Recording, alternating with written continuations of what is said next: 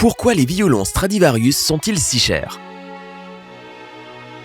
Leur réputation les classe parmi les meilleurs violons du monde. Même si tu n'es pas musicien, il y a de fortes chances que tu aies déjà entendu le nom Stradivarius. Beaucoup de violonistes rêvent d'avoir la chance de jouer un jour d'un instrument fabriqué par le plus grand luthier de tous les temps. Mais pourquoi sont-ils si chers ? Alors que de nos jours, un violon pour débutants peut coûter entre 300 et 1000 euros, les violons Stradivarius, eux, se vendent des millions d'euros. Continue à regarder si tu veux comprendre pourquoi les musiciens et les collectionneurs sont prêts à payer un prix aussi élevé pour ces instruments. Mais d'abord, n'oublie pas de cliquer sur le bouton d'abonnement et d'activer les notifications pour être parmi les premiers à découvrir nos nouvelles vidéos. Les violons Stradivarius ont été créés par Antonio Stradivari. Né en 1644, il a ouvert son atelier dans sa ville natale de Cremone, en Italie. Mais il n'a pas fabriqué un chef-d'œuvre dès sa première tentative. Il a commencé à fabriquer des violons alors qu'il était encore élève du luthier italien Niccolò Amati. Au début, ces violons étaient comme ceux de son mentor, petits, solidement construits et recouverts d'un vernis jaune clair. Mais il ne s'est pas arrêté là. Il a fait des expériences pendant plusieurs années et au bout d'un certain temps, il a décidé de construire des violons plus grands et recouverts d'un vernis de couleur plus foncée. Dans les années 1700, Stradivari a décidé d'améliorer encore son style et a connu son âge d'or, une période pendant laquelle il a créé les meilleurs instruments de sa carrière. Il a commencé à recouvrir ses violons de ce vernis orange-brun si particulier et à utiliser du bois d'excellente qualité dont le bois d'érable. Les violons fabriqués pendant cette période sont tellement exceptionnels que plusieurs d'entre eux ont un nom et une réputation. Par exemple, le violon Betz, produit en 1704, se trouve maintenant à la bibliothèque du Congrès des États-Unis. Et le violon Allard, produit en 1715, est considéré comme le meilleur Stradivarius qui existe. Au cas où tu ne le saurais pas, Stradivari a également fabriqué d'autres instruments à cordes, violoncelle, harpe, guitare et alto. Mais c'était surtout sa méthode de fabrication de violons que d'autres ont essayé de reproduire pendant des siècles. Stradivari a établi une norme en ce qui concerne le son d'un violon, son apparence et la façon dont il peut être joué.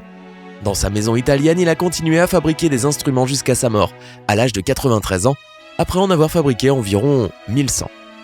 Sur ces 1100, environ 650 ont survécu jusqu'à aujourd'hui, dont 550 sont des violons.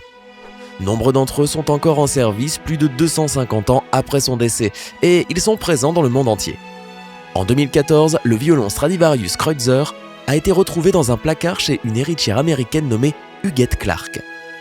Il semble donc qu'il y ait encore des chances que d'autres instruments soient retrouvés. Les violons Stradivarius produisent des sonorités puissantes et pénétrantes. On dit d'eux qu'ils ont de la clarté, de l'expressivité et de la brillance, termes qui décrivent la qualité du son. Une autre croyance largement répandue affirme que contrairement aux autres violons, les Strads peuvent projeter un son fort dans la pièce, mais qui reste doux à l'oreille du musicien qui joue. En général, on pense qu'ils ont une meilleure qualité sonore que les violons neufs. Les chercheurs ont essayé de percer le secret qui fait des Strads les meilleurs violons du monde, et les théories sont nombreuses. Certains disent que les violons Stradivarius sont supérieurs grâce au bois utilisé, à la taille des trous en F ou au vernis. D'autres prétendent que le secret réside dans la densité uniforme des deux panneaux de bois qui forment le corps du violon. D'autres encore suggèrent que le secret est un traitement chimique, conçu pour tuer les vers du bois et les champignons. Une étude menée en 2015 par le MIT a montré que le secret du son acoustique profond du violon résidait bien dans la conception et la taille des trous en F à l'avant du violon. Plus les trous sont allongés, plus le son est puissant. Stradivari a fait des trous plus longs et plus grands que tous les autres luthiers avant lui. Les scientifiques ont essayé de déterminer si tout ce battage médiatique et les mythes autour de Stradivarius étaient justifiés. Les violons ont été soumis à des scanographes et à des rayons X et ont fait l'objet de multiples études. En 2017, une étude publiée par l'Académie nationale des sciences a testé la façon dont des sujets réagissaient au son produit par les nouveaux violons par rapport au Stradivarius.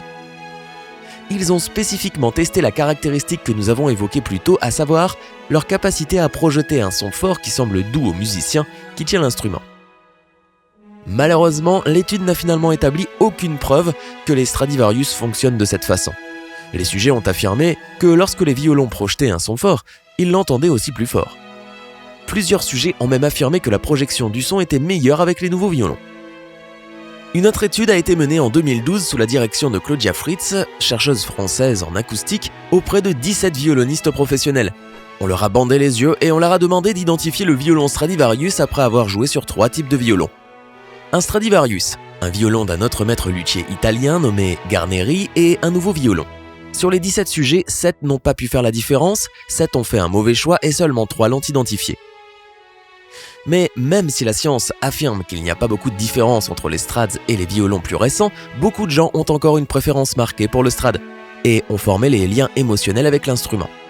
L'histoire, l'ancienneté, la rareté et le caractère mythique des instruments Stradivarius en font les plus vénérés au monde. Et malgré les conclusions des scientifiques, beaucoup des violons restants sont parmi les plus chers au monde. Ils ont été vendus dans des ventes aux enchères privées à des banques, des organismes de bienfaisance et des mélomanes prêts à payer un prix exorbitant. Sais-tu combien le Stradivarius le plus cher de l'histoire a été vendu, sachant qu'un violon moyen coûte environ 1300 €? Il a été vendu pour plus de 13 millions d'euros, mais tous les violons Stradivarius ne sont pas aussi chers. Certains sont évalués à environ 1,5 million d'euros et parfois ils sont prêtés à des musiciens. Imagine la pression qu'ils doivent ressentir avec un instrument d'une valeur de 1,5 million d'euros entre les mains.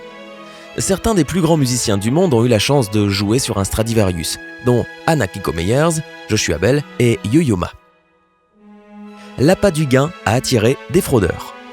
Ils ont vendu à un prix très élevé des instruments Stradivarius soi-disant authentiques qui se sont avérés être des contrefaçons. Au XIXe siècle, des milliers de violons ont été fabriqués sous la marque Stradivarius, alors qu'ils n'étaient pas d'origine. Mais tous les luthiers n'ont pas cherché à arnaquer les clients. En fait, c'était une pratique courante d'apposer un label Stradivarius pour indiquer que le violon avait été conçu sur le même modèle qu'un Stradivarius. Ainsi, les gens savaient qu'ils n'achetaient pas un violon original mais un violon de conception similaire. Malheureusement pour nous aujourd'hui, cela signifie qu'un label Stradivarius n'est pas un moyen fiable de distinguer un vrai violon Stradivarius d'un faux. Il faut un œil expérimenté et des années d'expérience avec des milliers d'instruments pour savoir si un Stradivarius est authentique ou non. Il est important de faire cette distinction car à tout moment, 15 à 20 instruments Stradivarius peuvent être proposés simultanément à la vente par les principaux distributeurs de Londres, New York, Paris et Rome. Le marché du Stradivarius est restreint mais très compétitif et le prix des violons double à chaque décennie. Le violon Messi, que Stradivari a construit pendant son âge d'or en 1716, est considéré comme le violon le plus abouti de tous les temps. Il n'a jamais été utilisé et sa valeur est estimée à 17 millions d'euros. Il n'a jamais été vendu non plus et est actuellement exposé au musée Ashmolean en Angleterre. Mais si un jour il est acheté à ce prix, cela en fera le violon le plus cher de tous les temps. Et toi, préférerais-tu posséder un instrument Stradivarius très coûteux ou un violon plus récent et moins cher, s'il était démontré qu'ils ont une qualité sonore similaire? Donne-nous ton avis dans les commentaires. Partage cette vidéo avec tes amis musiciens et n'oublie pas de t'abonner pour continuer à prendre la vie du côté sympa.